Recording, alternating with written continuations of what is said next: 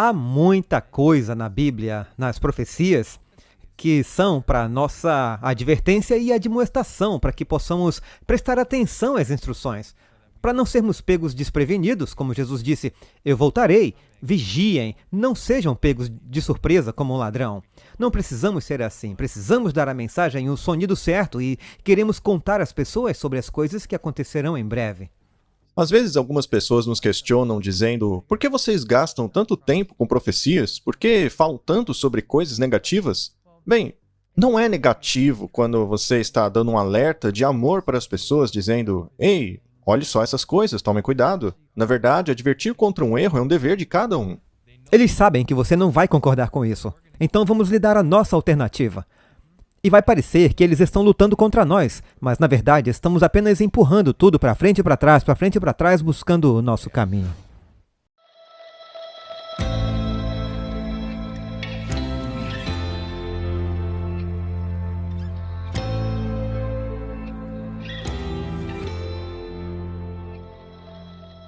Bem-vindos, irmãos e irmãs, para mais um episódio de A Verdade Importa.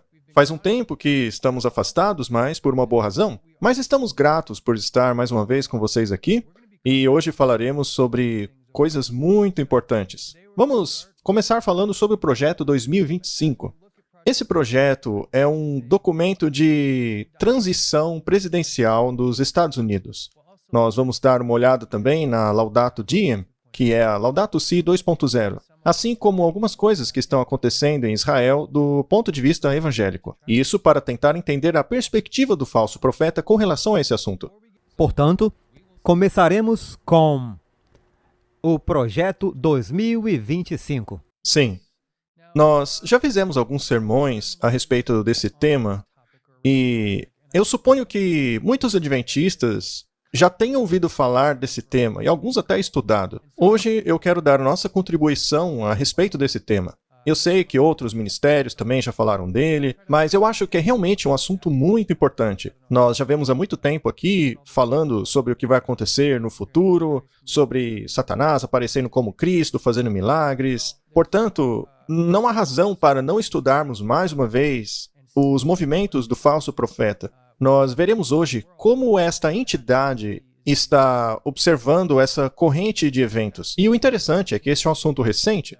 Trata-se de um documento de mais de 900 páginas. Não é um arquivo pequeno. Não?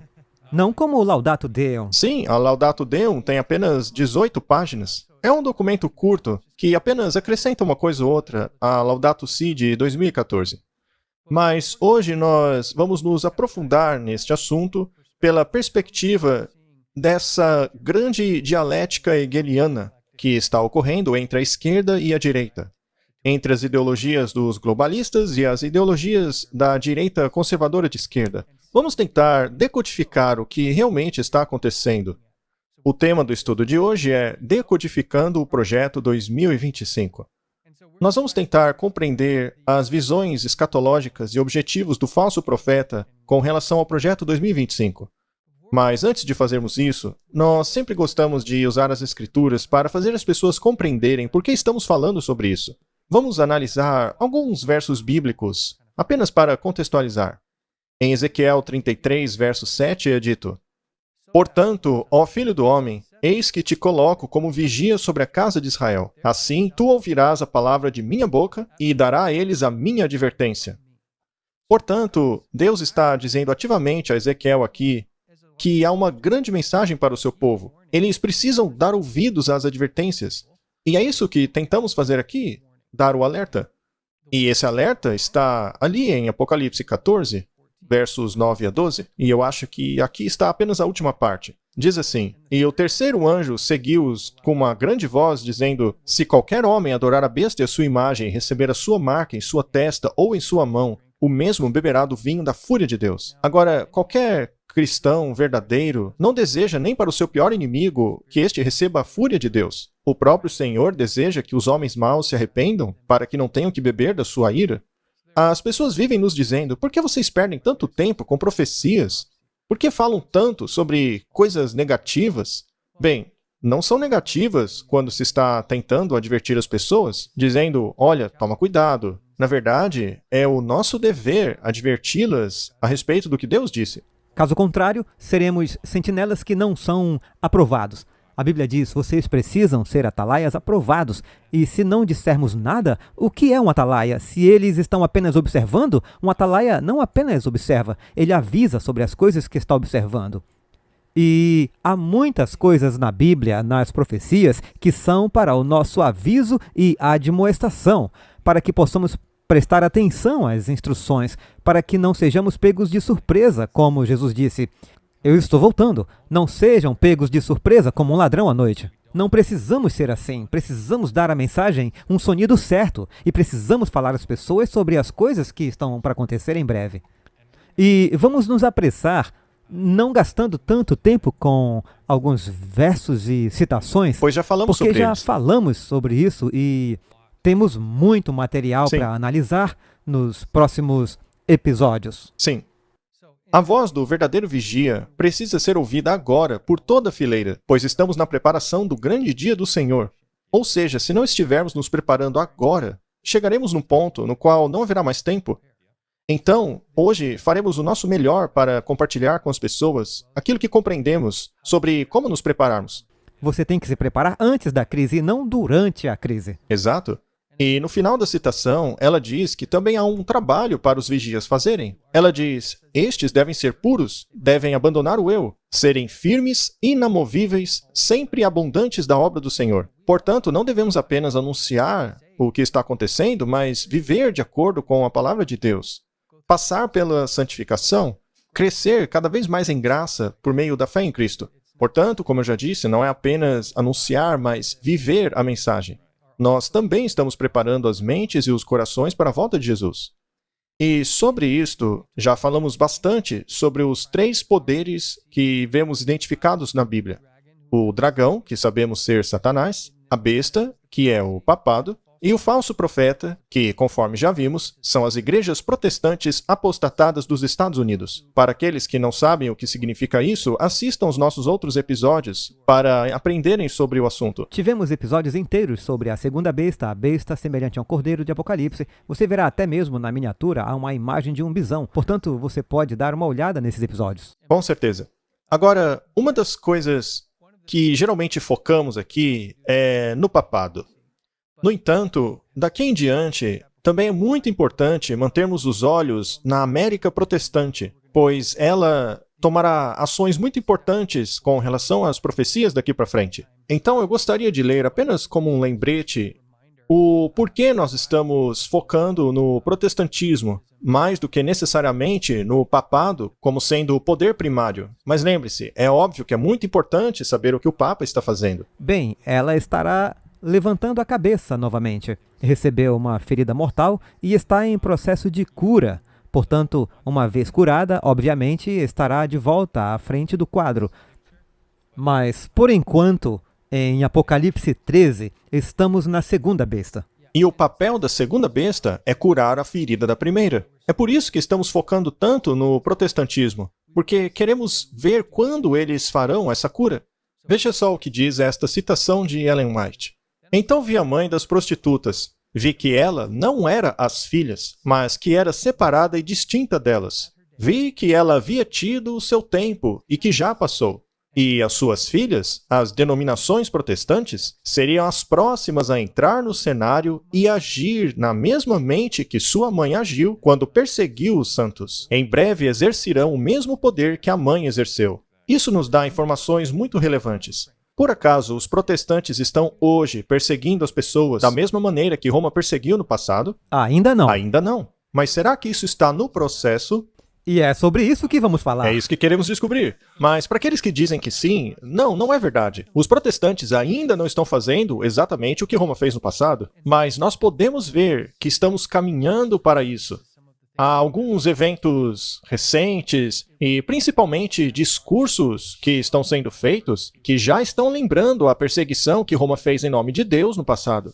Eles vão dizer, olha, nós somos os mocinhos, nós temos razões morais para repetir a perseguição de Roma. Bem, a segunda besta é representada como um cordeiro. Portanto, parece cristã protestante, mas falará como um dragão. Portanto, ela terá uma voz diferente da que aparenta ter. E, como você disse, fará a mesma perseguição que o papado fez na Idade das Trevas durante os 1260 anos, de 538 a 1798. E por que era tão sombria? Porque politicamente ela era sombria, religiosamente ela era sombria. As pessoas não podiam ler a Bíblia, precisavam que ela fosse interpretada para elas. Elas eram forçadas a praticar a religião de uma maneira específica. E o Estado, especificamente, era controlado pela religião. Portanto, todos esses aspectos são os que estamos esperando que os Estados Unidos comecem a fazer. Exato. E como já disse, estamos vendo coisas que estão acelerando o rumo para o cumprimento profético. E nós temos a Bíblia para nos endossar nessas conclusões. Ele tinha 2 chifres como cordeiro e falava como dragão. E o verso 12 de Apocalipse 13 diz: e exercia todo o poder da primeira besta. Então veja que isso corrobora com a citação que acabamos de ler. Quando a ferida de morte da primeira besta for curada, todo mundo a adorará. Bem, outro aspecto importante nessa questão é que há muitas pessoas em todo o planeta focando na ONU, no Fórum Econômico Mundial, dizendo: vejam, é aqui que tudo está acontecendo. Mas, como vimos, a segunda besta, o falso profeta, tem que fazer a sua obra primeiro nos Estados Unidos. Eu não estou dizendo que essas coisas internacionais não tenham nenhum papel, mas primeiro, para que tudo isso aconteça, da maneira como a Bíblia diz, é necessário que a América atue primeiro. A América, a terra da liberdade religiosa, se unirá ao papado na imposição da consciência para compelir o homem a honrar o falso sábado, e os povos de cada país do globo serão levados a seguir o exemplo. Então veja que isso primeiro tem que acontecer nos Estados Unidos e depois no resto do planeta, ao menos nessa escala concernente ao final dos tempos. E nós constatamos que a Bíblia, em Apocalipse 13, corrobora esta ideia. Pois diz que a segunda besta, ou seja, os Estados Unidos, faria grandes milagres a fim de enganar os homens. Nós já falamos a respeito disso em outros episódios. Portanto, o que vai fazer toda a diferença serão esses milagres, estes eventos sobrenaturais ocorrendo nos Estados Unidos. Quando isso ocorrer, haverá apoio religioso suficiente para a imagem da besta influenciar todo o restante da Terra, que será então a imagem da besta que morreu e reviveu. Então veja que tudo isso é corroborado pelas Escrituras. E apenas para contextualizar, veja, nós admitimos, somos adventistas, nós não escondemos esse fato. Porém, existem algumas pessoas que não se unem ao adventismo porque olham para ele dizendo: ah, tem um monte de problema nessa igreja aí. Também existem pessoas dentro do adventismo que estão pensando em sair por causa dos mesmos problemas. Eu gostaria então de mostrar isso daqui, porque da mesma maneira que Israel, isso, lá atrás, também teve grandes problemas com relação à obediência a Deus. Ainda assim, a verdade sobre o verdadeiro Deus, o verdadeiro Criador, não poderia ser encontrada em nenhum outro lugar do planeta. E o mesmo acontece hoje. Veja, Satanás operará seus milagres para enganar. Ele exibirá seu poder como sendo supremo. Agora veja que ela coloca isso daqui como sendo algo do futuro. Isso bate com o aparecimento de Satanás como Cristo, realizando todo tipo de milagres, até mesmo supostas ressurreições. Haverá realmente uma pressão muito grande em cima da igreja. Veja só o que ela diz sobre este momento.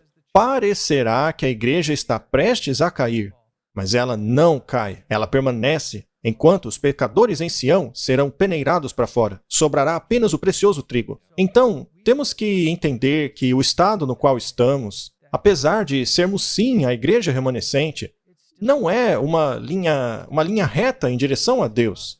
Na verdade, até mesmo neste momento aqui em que Satanás estiver fazendo todas essas coisas, a igreja parecerá estar em maus lençóis. Ou seja, nossa situação vai piorar ainda mais. Mas isso não quer dizer... E vai piorar. Sim. Porque nós estamos na Laodiceia de Apocalipse, capítulo 3. Lá diz que nós estamos em um estado de Laodiceia, o que significa que pensamos que estamos bem, mas na verdade somos pobres, cegos e nus, que nos esquecemos de estudar a nossa Bíblia. Esquecemos de nos familiarizar com que as profecias que nos dizem o que vai acontecer. Estamos ficando desinteressados, preguiçosos. E os indivíduos não representam a verdade. O fato é que a Bíblia é a verdade e o que está na Bíblia é a verdade. Portanto, nós veremos pessoas que estão parecendo que a igreja vai cair, porque elas não estão seguindo o conselho, não estão seguindo as escrituras bíblicas. Mas isso não denota que a mensagem por trás desse movimento seja falsa. Só porque você vai para a universidade não significa que você será médico. Talvez você tenha ido à escola, tenha reprovado, e isso não é culpa da escola, é culpa das pessoas que não continuam. Sim, e se cada pessoa boa dentro do povo de Deus deixasse a igreja, não sobraria ninguém para levar adiante a advertência e conduzir as pessoas na direção correta? E para aqueles que dizem que a igreja remanescente é apenas quem segue Deus de todo o coração, é bom salientar que as características que apontam para a igreja de Deus sempre existiram ao longo da história. Isso quer dizer que ela pode ser identificada ainda nos dias de hoje. Podemos sim encontrar a igreja remanescente de Deus. É uma igreja global. Então a gente só queria acrescentar esse detalhe. E, na verdade, vemos mais detalhes ali na segunda parte que diz assim: somente aqueles que têm vencido pelo sangue do Cordeiro e pela palavra de seu testemunho serão encontrados entre os leais e verdadeiros, sem mácula ou mancha de pecado, sem corrupção em suas bocas. Portanto, a questão é: não se trata apenas de ficar entre o povo de Deus, mas temos que fazer nossos esforços por meio da fé no sangue de Jesus como expiação pelos nossos pecados. E essa é uma referência a Apocalipse 7 e Apocalipse 14, falando sobre esse grupo de 144 mil que terá uma mensagem especial para dar. Imagine se aqueles com essa mensagem especial se separassem. Não haveria corpo para os de fora entrarem em alguma coisa. Eles sairiam de Babilônia... Mas para onde? Sim, sairiam de Babilônia para entrar aonde?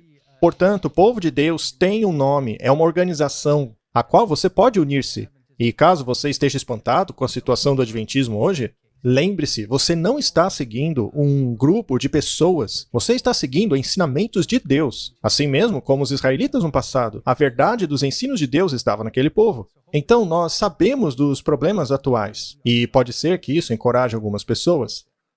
Agora, para compreender a estrutura na qual Satanás está levando tudo isso adiante, a fim de enganar o mundo, precisamos compreender Mateus 24, versículo 4, aonde Jesus identifica a característica daquilo com o que teríamos que lidar. Ele não disse, cuidado com esses perversos que vão roubar a liberdade de vocês, mas ele disse, cuidado para que ninguém vos engane. Então o aspecto do engano precisa muito da nossa atenção. Isso porque grande parte do mundo hoje está olhando para distrações, como Klaus Schwab e Greta Thunberg, como está ali atrás de você. A maioria do mundo, seja evangélico, protestante, ateu, seja lá o que for, estão olhando para a Organização Mundial da Saúde, o Fórum Econômico Mundial, Nações Unidas, esse tipo de coisa.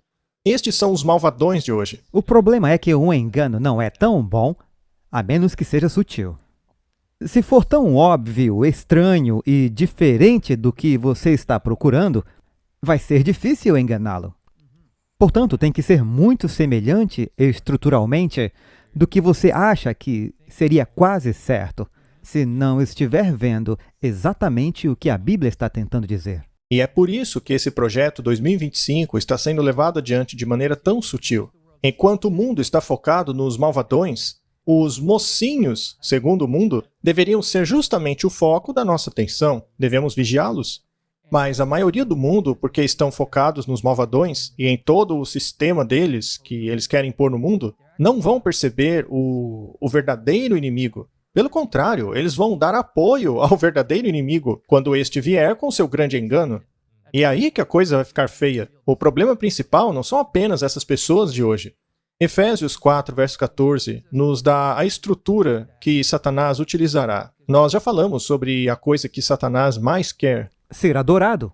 Exatamente isso. Nas tentações com as quais Satanás tentou Jesus, a última o levava para o alto do monte, dizendo, eu te darei tudo isso se prostrado me adorares. Então, em meio a todas as coisas com as quais o mundo está tão preocupado, está o verdadeiro objetivo de Satanás, que é a adoração de todos os seres humanos. Ele quer estar no lugar de Deus. Ele quer receber o que é de Deus e quer a adoração que Deus e Jesus receberam. Exato. Efésios 4,14 nos dá essa estrutura. Diz assim, para que não sejamos mais meninos inconstantes, levados em roda por todo o vento de doutrina. Ou seja, Satanás vai usar doutrina para confundir e enganar o homem. Eu também coloquei lá embaixo o componente da pressão de grupo. Nós sabemos que ele se utiliza muito dessa ferramenta também. E esta pressão será mais forte do que nunca. As pessoas realmente serão colocadas contra a parede. E a Bíblia deixa isso muito claro. Veja, pelo engano dos homens que com astúcia enganam fraudulosamente. Então aqui eu coloco milagres, ilusões. Mas essa astúcia enganosa e fraudulenta já pode ser vista lá no Jardim do Éden.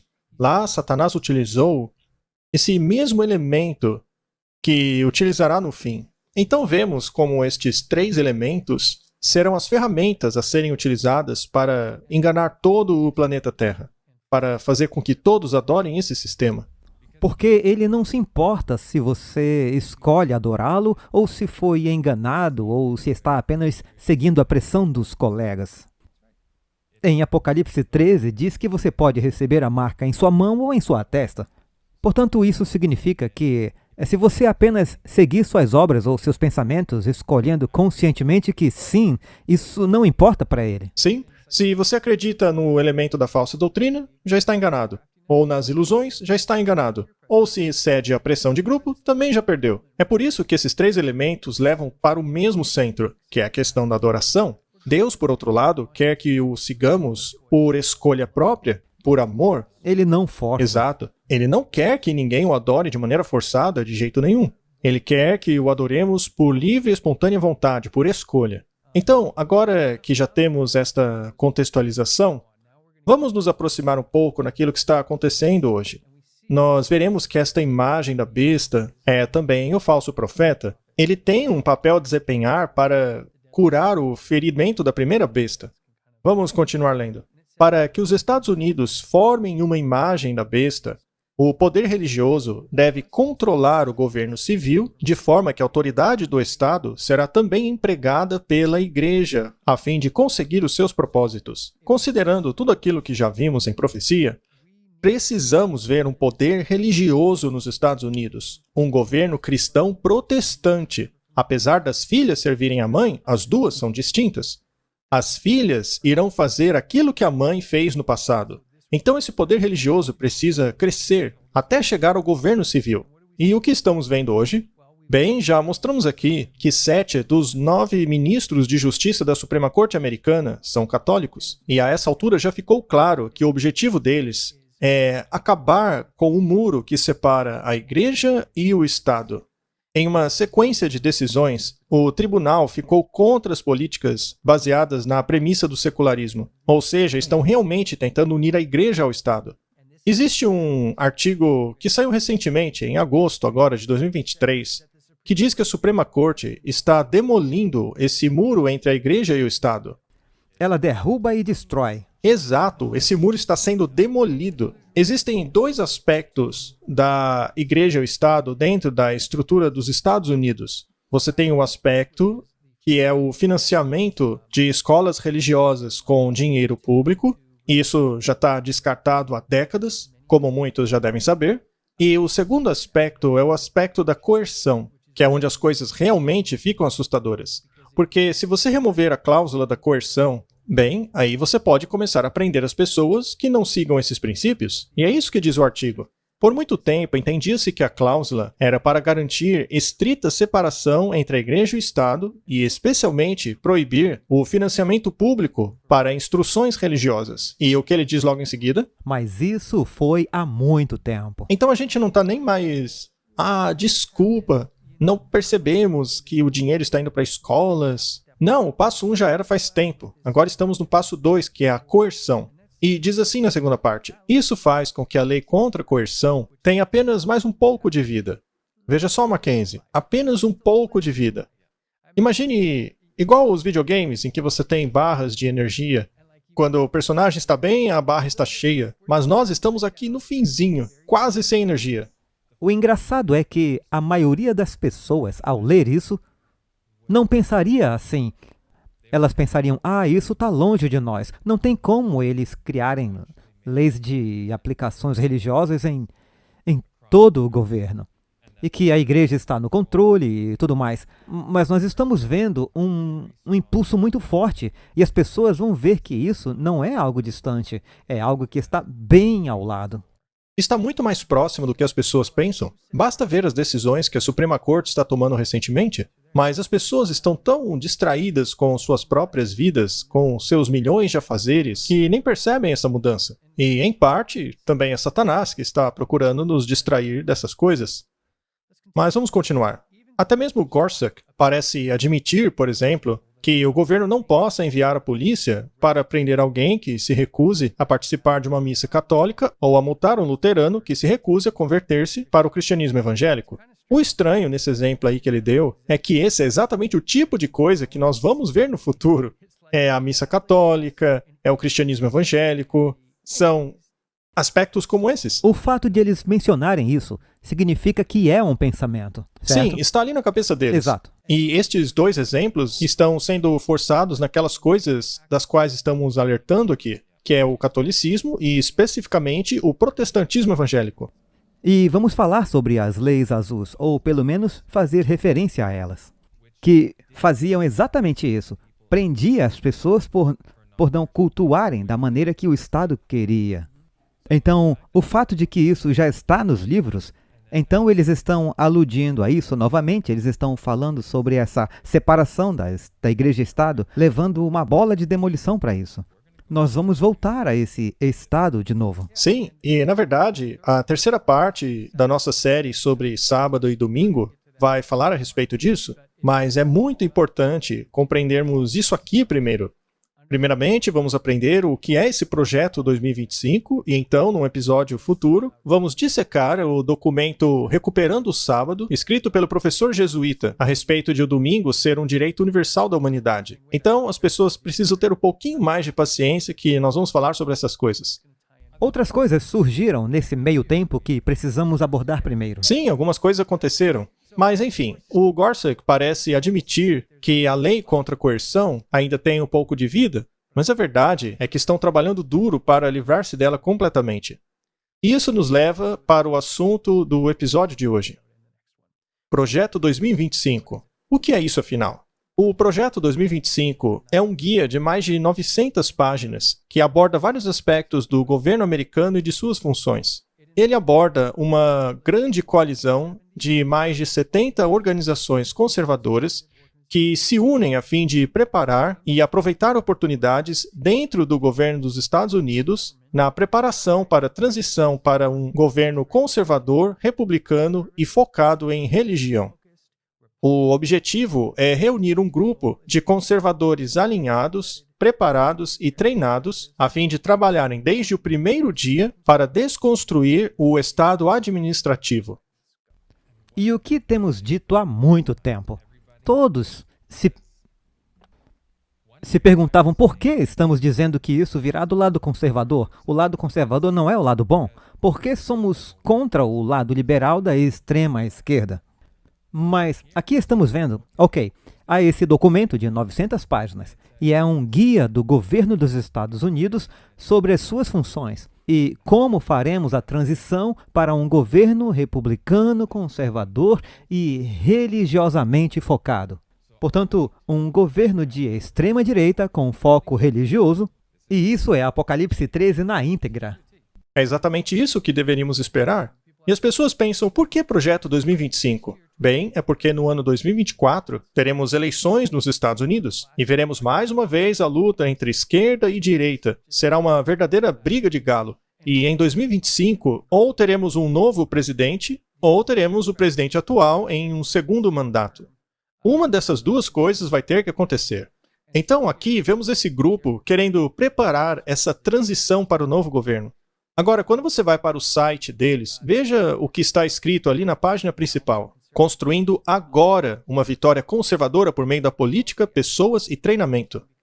Agora, esse aspecto da política é interessante porque existem grupos de discussão ativamente debatendo sobre um novo sistema financeiro. Nós vamos falar sobre isso. Mas esses grupos de discussão de hoje, estão desempenhando um papel enorme na criação e implementação de novas políticas do governo dos Estados Unidos e por todo o mundo. Eles continuam dizendo: não é suficiente para os conservadores vencerem as eleições. Se queremos resgatar o país, veja só a linguagem deles. Eles se julgam os heróis que lutam contra os vilões globalistas. E isso se aprofundará ainda mais nos episódios posteriores, porque as pessoas que parecem ser os heróis, na verdade não são os heróis da história, mas são aqueles que são interpretados como heróis. É um jogo dialético hegeliano de tese e antítese. Eles sabem que você não vai aceitar isso, então vamos lhe dar a nossa alternativa.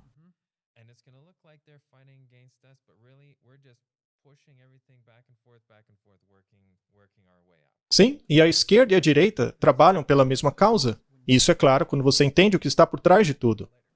Se vamos resgatar o país das garras da esquerda radical, então precisamos tanto de uma agenda governamental como das pessoas certas no lugar certo.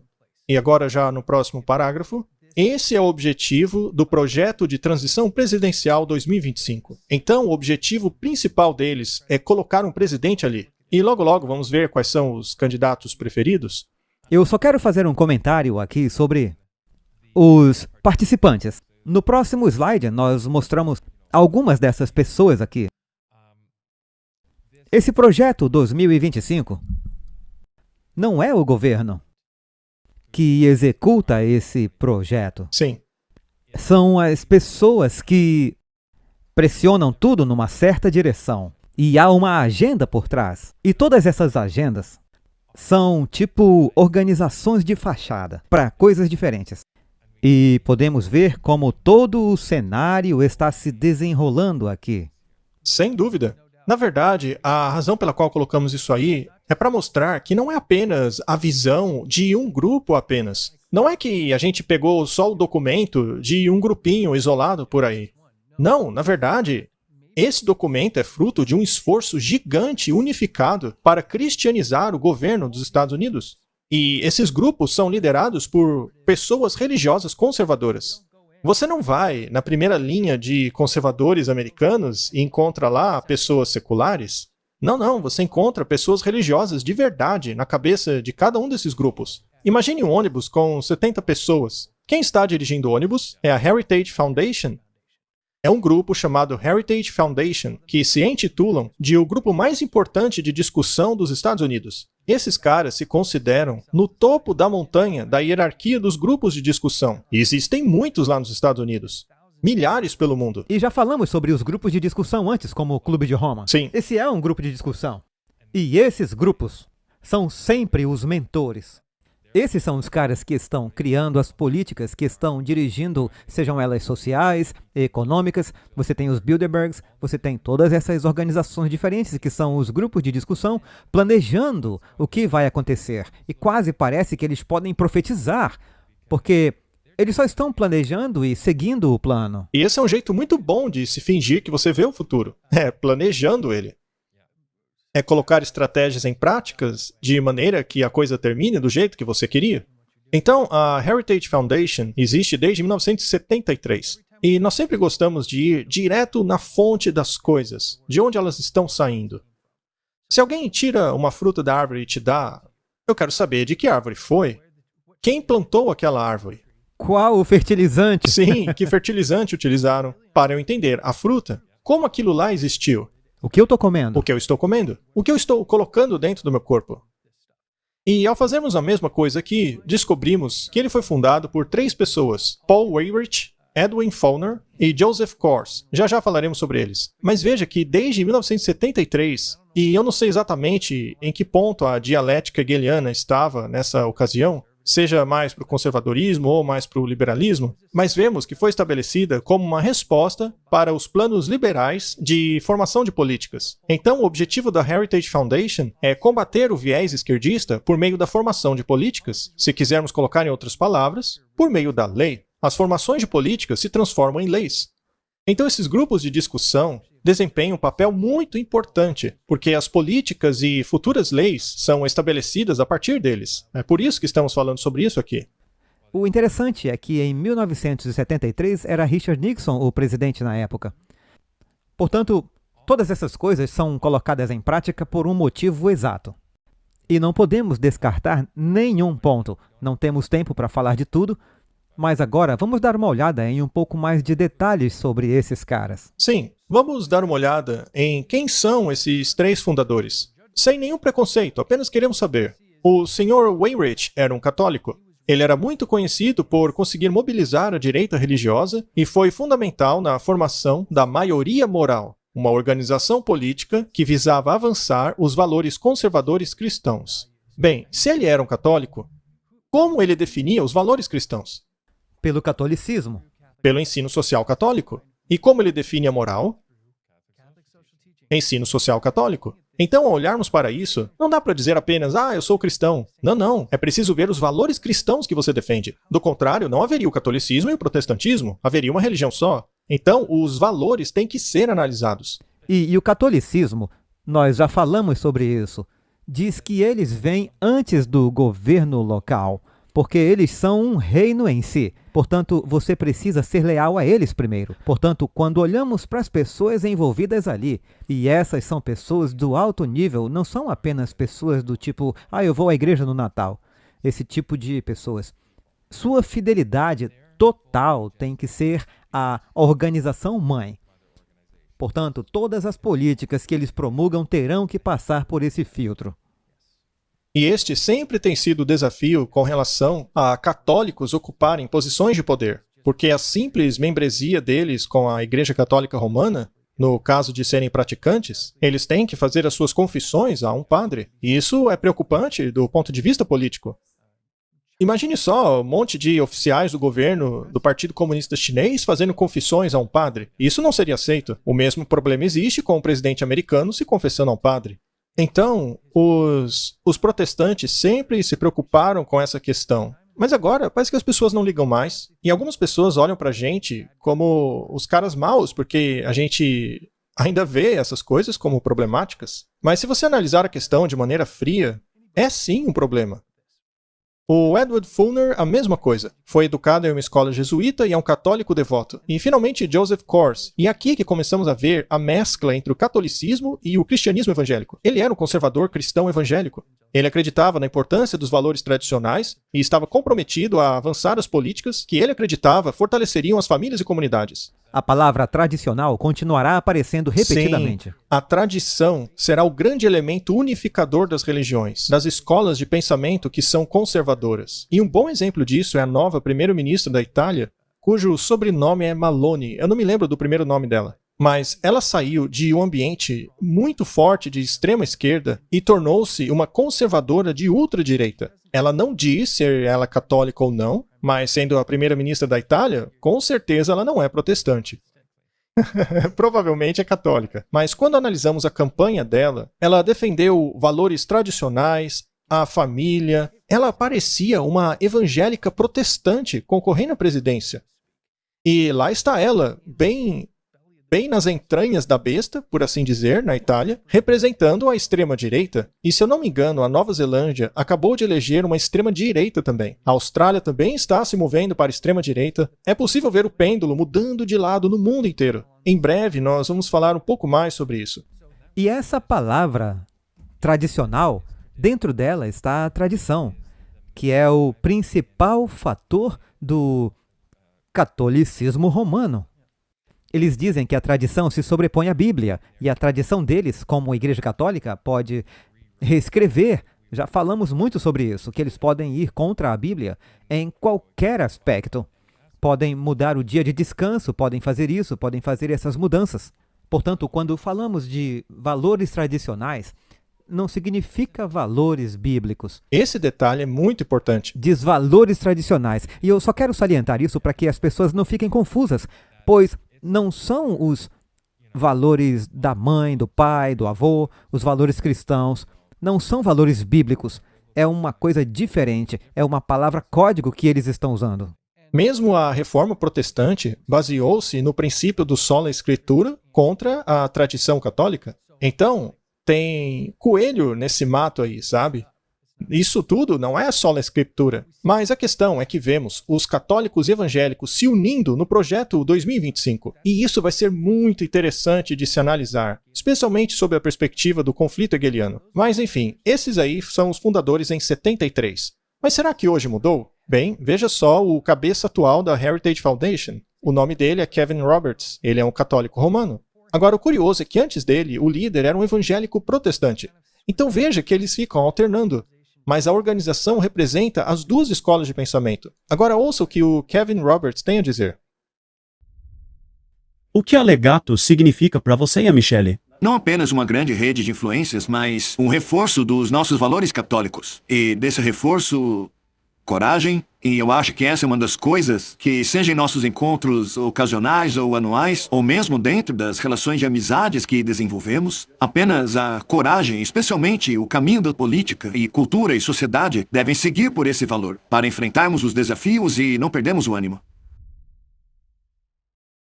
Este vídeo se refere a Legatos, é um projeto diferente do projeto 2025. Mas a questão é que este daí é o líder da Heritage Foundation dizendo que ele quer os valores católicos.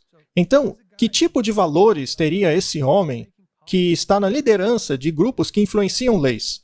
Valores católicos. Valores católicos. Valores católicos, valores sociais católicos. Isso é importante, porque eu acho que ninguém separa o seu trabalho pessoal da sua visão de mundo. Bem, o fato de haver católicos e protestantes nesse documento, a força motriz será o catolicismo, porque eles não mudam, e eles dizem que não mudam, certo? O protestantismo mudou muito e está retornando à sua base, que é a igreja-mãe, que é o catolicismo romano, pois essa é a igreja que passou por toda a Idade das Trevas. E então, os reformadores começaram a dizer: hey, temos um problema com algumas coisas que estão se perdendo aqui. E agora temos que voltar ao ponto de partida. Sim, e vemos que esse Kevin Roberts, da Heritage Foundation, dizer que, apesar de estarmos em meio ao movimento globalista mais forte que já vi em toda a minha vida, segundo ele, a era dourada do conservadorismo americano em breve surgirá. É como uma fênix subindo das cinzas. Agora, considere os anos 20, 30, 40. Esses foram os períodos hiperconservadores americanos. E ele está dizendo que no futuro será ainda mais? Isso é muito interessante. E o que há de dourado nisso? Essa é uma pergunta interessante, Mackenzie. Mas o artigo diz: a prescrição sobre como o movimento conservador, liderado por organizações como a Heritage, pode emergir a partir de um tempo turbulento, até mesmo mais forte, e em posição de tomar o país de volta da esquerda radical. Isso está alinhado ao projeto 2025, como acabamos de ver. Então, o líder dos conservadores nos Estados Unidos quer arrancar o poder da esquerda radical. E ele diz: temos todas as razões possíveis para acreditar que o conservadorismo americano em breve emergirá. E nós concordamos com ele, Mackenzie. Haverá sim a ascensão desse movimento religioso hiperconservador nos Estados Unidos. Muito bem, de volta para o documento. Agora já vimos que a Heritage Foundation é o grupo de discussão conservador mais preeminente. E ele foi fundado por católicos e evangélicos. Hoje ele é liderado por um católico. Portanto, podemos concluir que a Igreja Católica e os católicos estão levando adiante esse mesmo tipo de agenda, mas quando olhamos o documento, vemos que é exatamente o oposto disso. Diz aqui na página 48, este gabinete deveria se empenhar frequentemente em utilizar os contratos governamentais para lutar contra as políticas woke na América corporativa. A palavra woke pode ser traduzida como hiperliberalismo, hiperesquerdismo. Nós temos visto essa agenda por meio das ideologias de gênero, globalização, todas essas coisas. Tudo isso faz parte da agenda woke. E eles estão dizendo aqui que deveríamos nos livrar da agenda woke. E eu acho que o que estamos vendo hoje talvez seja a maior reviravolta hegeliana que já vimos. Talvez seja o movimento final. Porque quando esse movimento conservador chegar no poder, eu não tenho certeza se a esquerda volta. Como eu disse, eu não tenho certeza. Apenas Deus sabe. Mas, considerando-se a sequência de eventos recentes, pode ser que o falso profeta chegue para ficar. Nós estamos muito próximos dos eventos finais que devem acontecer. E as comparações que você fez aqui no slide, e de esquerda contra a direita são realmente interessantes.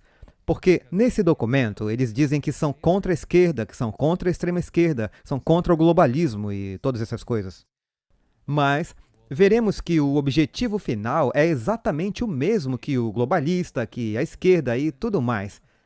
Não tem diferença, são só palavras. Sim, e peças sobressalentes com as quais eles não se importam realmente.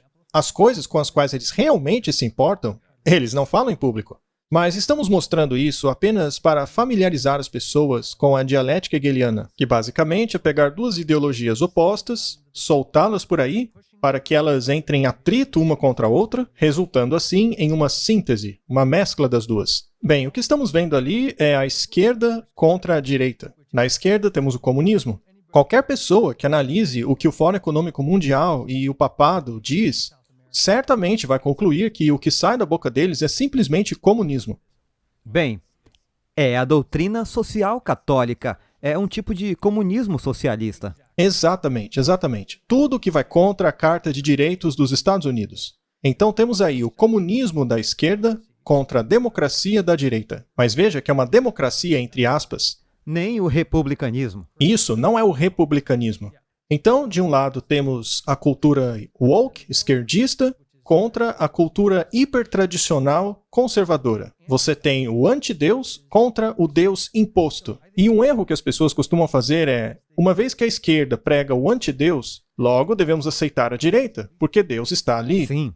Qual Deus? Sim, a pergunta é, que Deus? Se for o mesmo Deus que foi imposto às pessoas durante 1260 anos na Idade Média... Esse não é bem o Deus que queremos para nós. Com certeza não é, porque isso vai levar a terríveis situações. A igreja daquela época inventou todo tipo de tortura para forçar as pessoas a aceitarem esse Deus. Um regime que force Deus nas pessoas não é melhor do que um regime ateu. Na verdade, é até pior se você analisar bem. Afinal, é o diabo que está por trás dos dois lados, né? E, finalmente, o globalismo contra o nacionalismo. E apenas para as pessoas entenderem melhor, de um lado temos o Fórum Econômico Mundial, as Nações Unidas e eventos como a COP27. Tudo isso estaria do lado da esquerda. E do lado da direita, temos grupos como a Associação Nacional de Evangélicos, a Heritage Foundation, e poderia citar mais umas centenas ali. E esse é um ótimo exemplo do engano que o diabo está fazendo. Porque ele te dá um lado que não é bom, depois te dá um outro lado que também não é bom. E com isso, ele te deixa apenas com as escolhas dele. Pelo menos é o que ele quer que você pense. Sim, você meio que se sente obrigado a escolher um lado ou outro. Você acha que não há uma terceira opção. Veja, por exemplo, o conflito que está acontecendo agora mesmo. As pessoas querem que você escolha um lado, ou aquele ou esse. Você não pode escolher um terceiro lado, que, aliás, seria o lado da realidade das coisas. Mas vamos avançar um pouco, porque ao mesmo tempo em que esse projeto 2025 saiu, também veio a Laudato Deum, que é a Laudato Si 2.0. Ela foi lançada em 1º de outubro, e eu gostaria de dar uma olhadinha dentro dela para vermos essa luta entre a esquerda e a direita, que, curiosamente, está saindo da mesma boca. Veja só, esse jornal jesuíta diz: vamos nos unir com os nossos irmãos e irmãs cristãos no comprometimento de cuidar da criação. Precisamos nos unir às vítimas da injustiça ambiental e climática. Agora veja, existe injustiça, mas a injustiça é contra Deus, não contra o clima. A transgressão é contra Deus e não contra o clima, como se fosse uma entidade. Então veja que a criação está ali, mas veja que eles vão mudar para uma outra direção de maneira muito sutil. Eu quero só fazer um comentário à parte. Não é que concordemos com tudo que as pessoas estão fazendo de prejudicial ao planeta. Não concordamos com isso. Mas eles estão abordando um problema, mas a solução deles não é a solução que Deus teria.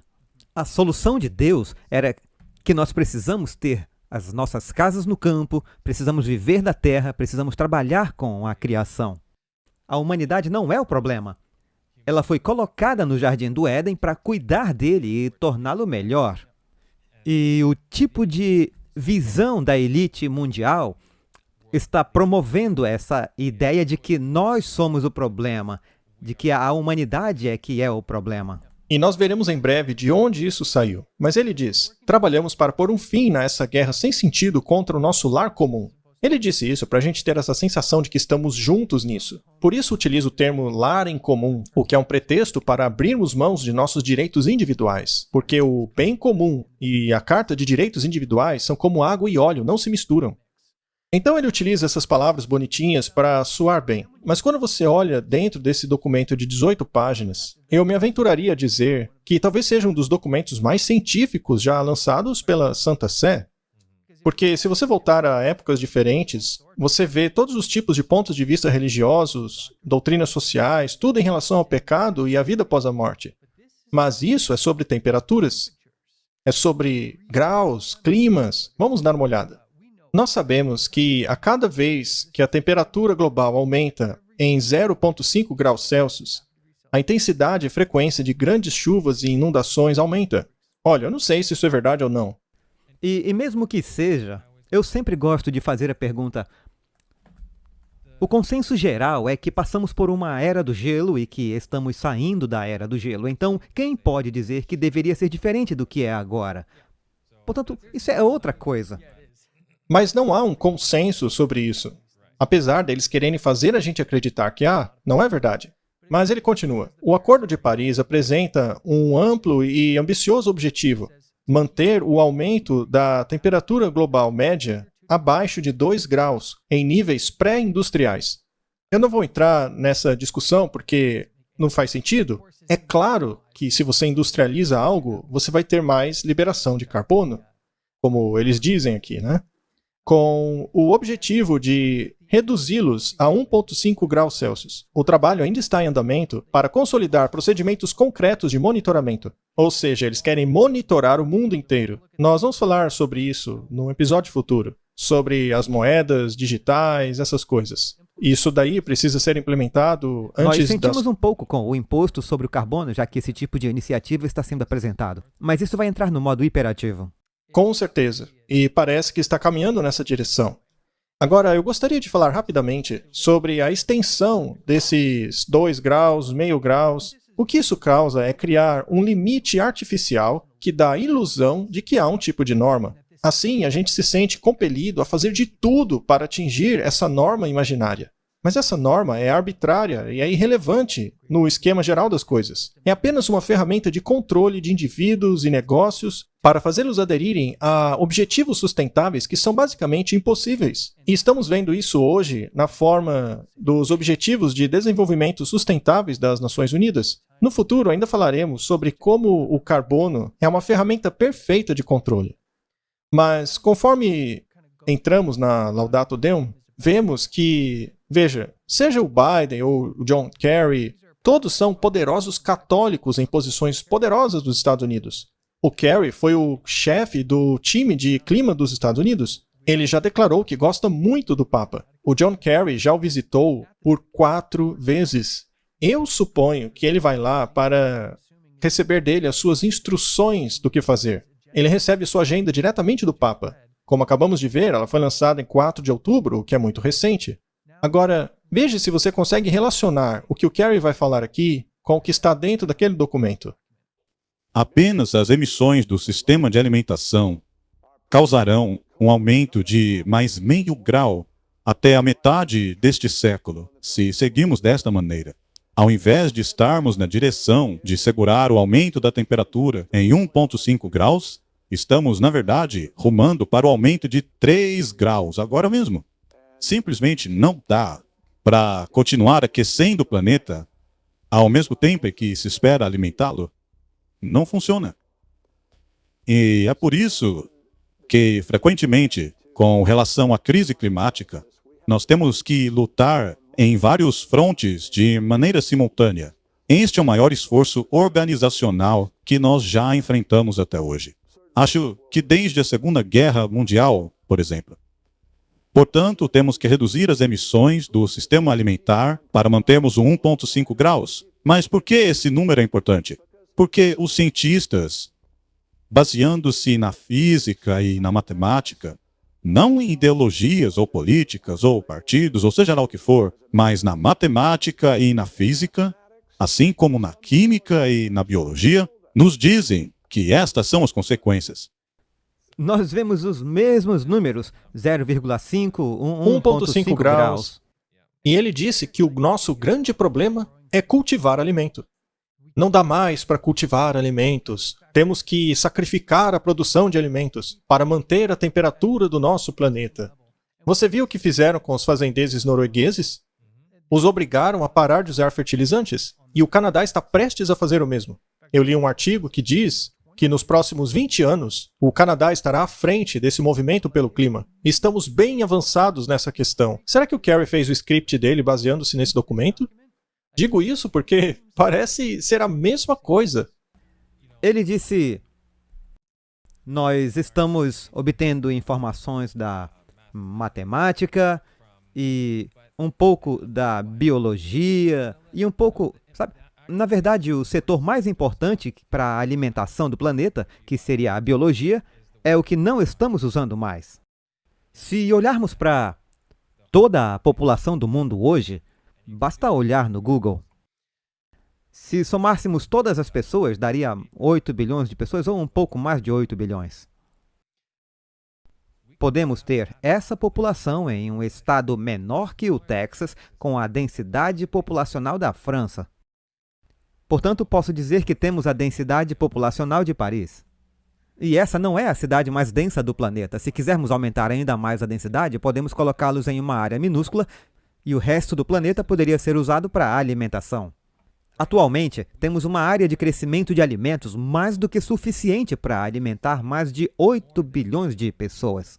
Se observarmos as estatísticas de desperdício de alimentos nos Estados Unidos, a quantidade de porcentagem que é cultivada e depois desperdiçada é enorme.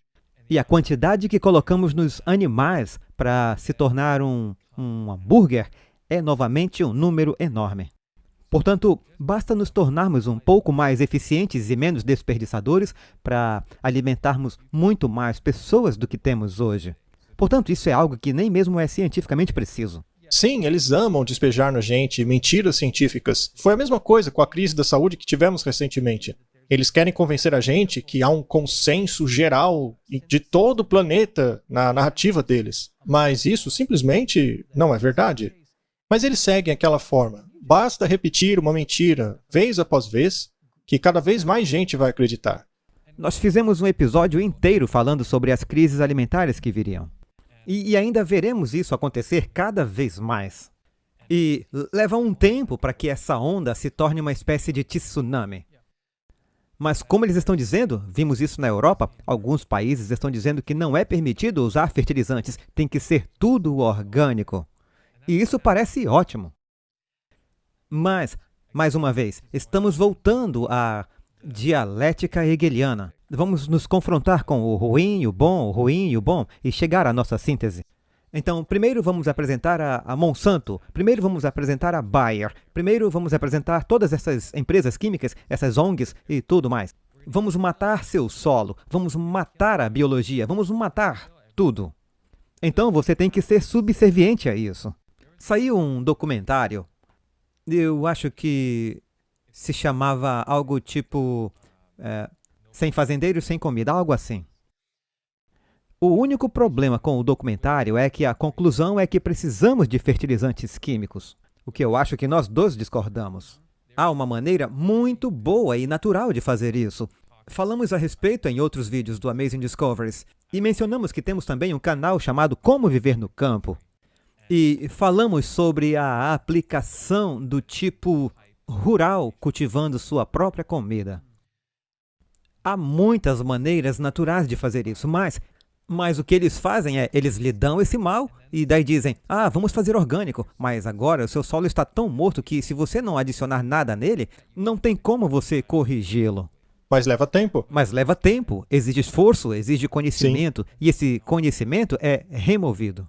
E é assim que eles fazem, eles implementam essas coisas em um processo e então, nós não sabemos como fazer isso corretamente, que não seja destrutivo.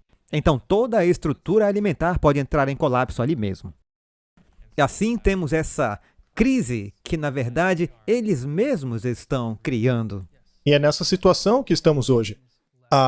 Essa ideologia esquerdista, e não é exagero dizer, que ela criou esse padrão, essa norma de matar o solo. E analisando os resultados dessa agenda de ultra-esquerdismo, vemos que a indústria alimentar está totalmente manipulada.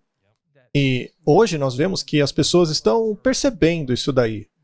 Mas é quase tarde demais. As pessoas têm que aprender a remineralizar os solos e coisas assim.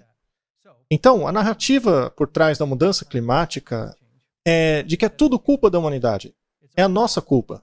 Nós somos emissores de carbono, a nossa atividade humana é nociva. Veja o que diz a Laudato Deum. A velocidade incomum de mudanças perigosas climáticas é atribuída à não supervisão de intervenção humana na natureza nos últimos 2 séculos.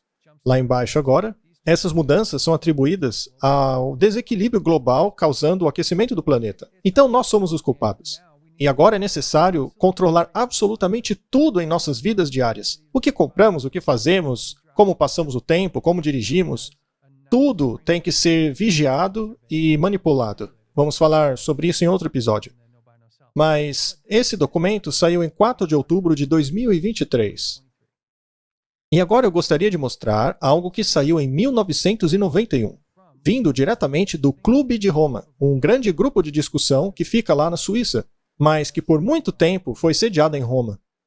E eu quero mostrar isso para as pessoas, porque eu não acho que elas percebam por quanto tempo esse plano já vem em estado em execução. Já havia uma agenda para ele lá atrás, porque quando você vê esse documento, que saiu em 1991, comparado com o de 2023, veja, há uma diferença de 30 anos aí entre os 2 documentos. Vai ser interessante compararmos. Veja o que está nesse livro, A Primeira Revolução Global, um relatório do Clube de Roma. Em busca de um novo inimigo para nos unir, surgiu a ideia de que a poluição, a ameaça do aquecimento global, a falta de água e a fome preencheria perfeitamente este papel. Mackenzie, quantas pessoas falavam de aquecimento global em 91? Basicamente ninguém. Quase ninguém. Mas aqui está o Clube de Roma dizendo que a ideia da poluição, o aquecimento global, falta de água e fome preencheria esse papel. Então veja aí os grupos de discussão fazendo seu papel. O que será que a gente faz, hein? E aí surgiu essa ideia da mudança climática. Em sua totalidade e em suas interações, estes fenômenos constituem uma ameaça comum. Veja a terminologia de novo, Mackenzie. O bem comum, que exigirá a solidariedade de todos os povos.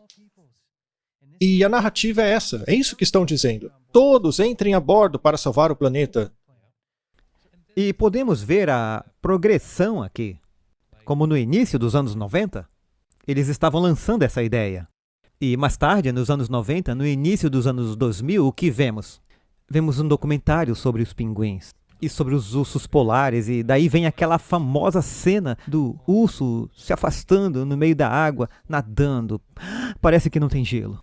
E todas as informações adequadas são removidas. Você não tem contatos e é um fator de choque. E eles dizem, nós os pegamos. Os ursos polares, os pobres ursos polares precisam de gelo para sobreviver. Eles realmente jogam baixo. E é uma pena, porque muita gente se preocupa com isso. Eu não estou dizendo que é ruim se preocupar pelo planeta. Não é isso que quero dizer. O mais terrível é que, sabe, basta falar sobre os ursos polares, eles não precisam de gelo para sobreviver. O nível de ursos polares hoje é maior do que há 20 anos. Com menos gelo, não importa o que você queira dizer. Os níveis estão subindo. Portanto, eles não mostram mais os ursos polares porque, bem, é meio óbvio que há mais ursos polares do que nunca. Mas eles têm essa agenda e é por isso que dissemos novamente que eles planejam isso. Está indo de acordo com o plano. Eles envolvem os grupos de discussão, elaboram um bom plano e colocam em prática, em execução. Sim. E a gente vai mostrar um gráfico em outro episódio sobre como o papado tem os seus tentáculos nas empresas privadas, nesses grupos de discussão, nas universidades, para infundir essas ideias no mundo, o que envolve até mesmo os ateus. É um sistema incrível. É realmente algo extraordinário. Somente o diabo poderia pensar em algo assim. Mas ele continua. Mas ao estabelecer essas coisas como inimigo, nós caímos na armadilha da qual já alertamos, a de que tomar os sintomas pelas causas. Todos esses perigos são causados pela intervenção humana. Foi o que Kerry disse agora há pouco, não foi? E será apenas com mudanças de atitude e comportamento que essa batalha será vencida. O verdadeiro inimigo é a própria humanidade. Então veja, 1991. Agora compare isso com o documento do Papa. Não é coincidência demais? E o que é especialmente interessante é que tudo o que estamos vendo agora, ainda que você decida ignorar a agenda católica, está tudo aí, num documento governamental secular. E como eu já disse antes, tudo isso aí parece querer a nossa destruição. Porque o que eles estão dizendo é: abra mão de toda a prosperidade, todo o bem-estar, do seu aquecedor, do seu ar-condicionado. Todo o sacrifício é válido para fazer isso aí acontecer. Mas eles estão dizendo que jamais chegaremos nesse ponto até que acabe a pobreza no mundo, até que a fome chegue a zero. Mas o próprio Jesus disse que a pobreza sempre estaria entre nós. Então veja, são dois princípios conflitantes. Acabe com todos os pobres versus os pobres sempre estarão com vocês. Não dá para misturar. Então, o verdadeiro resultado disso aí é que essa agenda não eleva o nível das pessoas. Ele rebaixa todo mundo. E para que ninguém chegue naquele nível, eles oprimem todos com taxas, com legislações, punições. Opressão, mais controle e censura e tudo mais. Sim, eles querem legislações nesse sentido. Temos que acabar com toda a pobreza, dizem eles. Precisamos de mais punições. Portanto, o verdadeiro objetivo disso daí é acabar com toda a prosperidade. Muito bem, nós começamos vendo o Projeto 2025 e depois fomos para Laudato Deum. Vamos voltar para o Projeto 2025. Vejamos o que ele tem a dizer sobre isso. Diz assim: a próxima administração conservadora deverá rescindir todas as políticas climáticas de seus programas de ajuda estrangeira. Deve fechar os escritórios de agências, programas e projetos diretivos para avançar o Acordo Climático de Paris. Parece bom. Parece bom, não é? Quando você lê isso, a sua tendência é apoiar esse documento imediatamente. Eu estou com a direita. Isso é a dialética hegeliana. Porque a Fundação Heritage, assim como as outras 70 organizações, são lideradas por católicos. Então temos o Papa, um oficial americano católico, mandando ver na agenda deles. E isso em 4 de outubro. Agora, curiosamente, ao mesmo tempo, outro documento é lançado dizendo que temos que acabar com tudo isso. Na página 257 diz assim: a agência deveria cessar a colaboração com financiamento progressivo de fundações, corporações, instituições internacionais e ONGs que defendem o fanatismo climático. Impressionante. Então agora eles estão até mesmo... Veja, se uma pessoa como nós lê isso daí, vai reagir como? Sim, finalmente, acabe com essa besteira toda. Eu estou feliz que vocês estejam tomando a iniciativa nesse sentido. Vamos acabar com o fanatismo climático. Você não acha que esse documento está atraindo um monte de apoio para ele? Continuando. Finalmente, a próxima administração enfrentará um desafio significativo para desvencilhar-se de políticas e procedimentos que visam avançar as iniciativas raciais, de gênero e de igualdade debaixo da fachada da ciência. E é isso que eles estão fazendo, ciência, ciência, ciência. E em 2025 eles pretendem acabar com todas essas políticas. Veja, o fanatismo climático da administração Biden exigirá uma desconstrução por parte de todo o governo. Isso está, portanto, no outro extremo da Laudato Si, como acabamos de ver. E ele continua dizendo: os recursos federais governamentais para avançar a agenda woke deveriam ser revertidos e eliminados de todos os manuais de política. E isso é a prioridade deles. Então agora eles querem desfazer tudo. Eles vão apagar, como se nada disso tivesse existido. Então, veja que... Eles passam essa ideia de troca. Sim.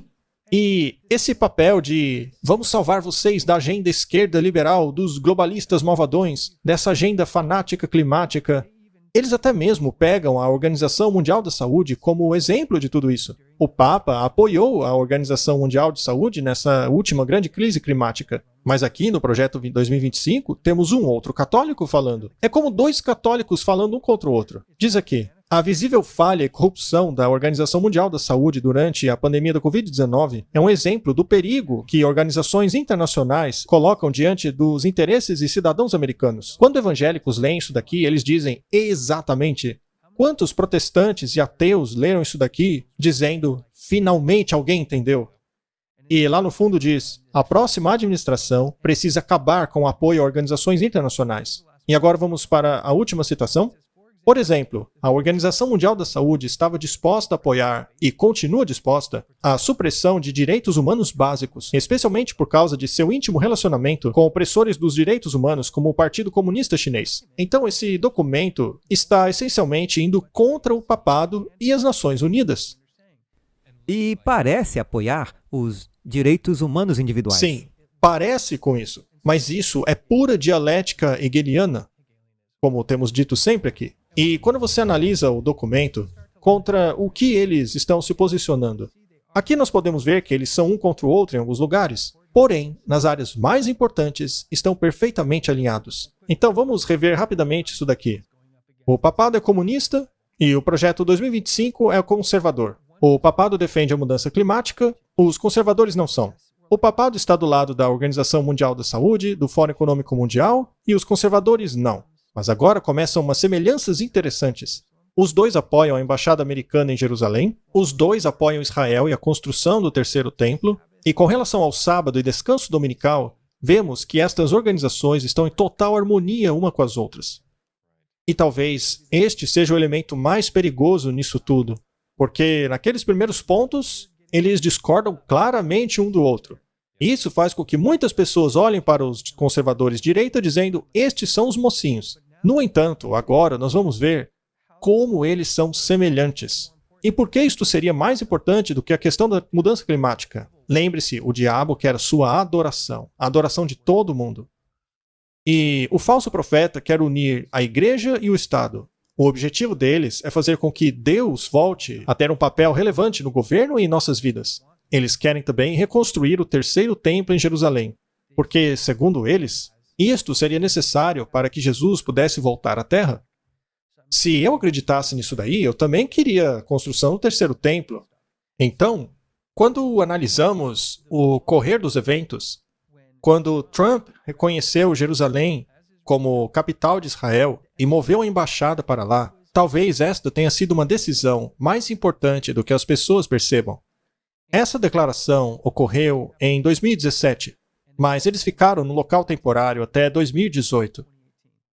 E diz aqui, o presidente Trump, na quarta-feira, reconheceu formalmente Jerusalém como capital de Israel, revertendo quase 7 décadas de política estrangeira americana e estabelecendo em uma moção o plano para mover a embaixada dos Estados Unidos de Tel Aviv para a contestada cidade de Jerusalém.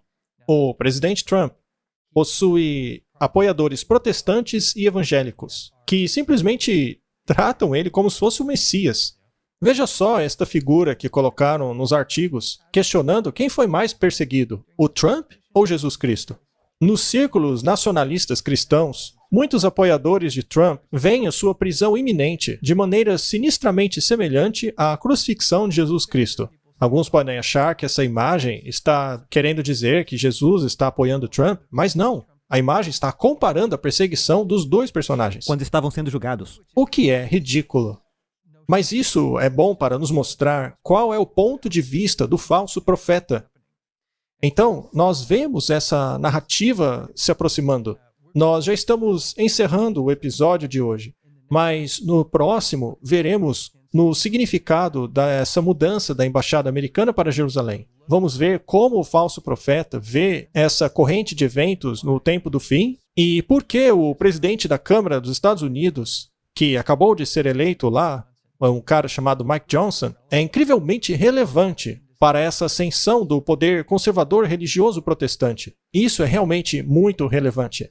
As coisas que estão acontecendo nesse momento são simplesmente incríveis. Todos os tópicos sobre os quais já falamos estão realmente chegando ao ponto culminante nesse momento. E não é porque sabemos alguma coisa, é porque a Bíblia é muito clara. E se estudarmos para sermos aprovados, veremos essas coisas antes que elas aconteçam para que possamos estar prontos, como você disse em um dos slides anteriores. O tempo de preparação. Precisamos estar preparados para os eventos que logo virão a esta terra. E enquanto fazemos isso, precisamos que nossos irmãos e irmãs compreendam que a nossa luta não é contra carne ou sangue, mas contra os principados e poderes, contra os governantes das trevas neste mundo, contra a perversidade espiritual nos lugares altos. Não estamos condenando protestantes, nós não condenamos evangélicos e nem mesmo católicos. O que queremos é que estas pessoas abram suas Bíblias e estudem as Escrituras. Estudem toda a Bíblia, comparem os versos aqui e ali. Não simplesmente aceite o que pastores ou pregadores estão dizendo. Verifique tudo na palavra de Deus, porque há muitos agentes de Satanás aqui na Terra trabalhando em prol do governo do inimigo. Os agentes de Deus e os agentes do diabo não se misturam. Na verdade, existe um documentário que já saiu, que é difícil de encontrar. É chamado Orando pelo Armagedon. Nesse documentário mostra um grupo cristão nacionalista americano militarizado. Esse grupo de cristãos nacionalistas estão ajuntando armas, espadas, todas estas coisas, se preparando para uma batalha real, dizendo que a Bíblia diz que devemos preparar nossas espadas. Eu queria mostrar para os nossos ouvintes o que é que a Bíblia diz sobre esta preparação. Quais são as verdadeiras armas que temos que empunhar? A Bíblia diz: mantenham-se firmes, cingindo-se com o cinto da verdade, vestindo-se com o cinto da verdade, a couraça da justiça. Então veja que a Bíblia não diz para a gente pegar em armas literais, mas sim a pegarmos a verdade e a justiça. Calcem os pés com a prontidão do Evangelho da paz, vistam o capacete da salvação, a espada do Espírito, que é a palavra de Deus. Como eu disse, há muitos cristãos achando que precisam pegar armas literais. Mas segundo a Bíblia, qual é o destino daquele que vive pela espada? Morre pela espada. A espada do cristão é a palavra de Deus. É o mesmo espírito dos reformadores, que diziam: mostre-me o erro das Escrituras, e eu mudarei a minha posição. Mas se não, então, sola a Escritura. Não mudarei um preceito, a menos que este esteja na palavra de Deus apenas. Eu espero então que essa coisa da dialética hegeliana tenha ficado mais clara. No próximo episódio, vamos falar sobre o ponto de vista evangélico dos eventos finais e como isso vai desempenhar um papel no foco de Israel em Jerusalém hoje. Obrigado por assistir e nos vemos no próximo A Verdade Importa.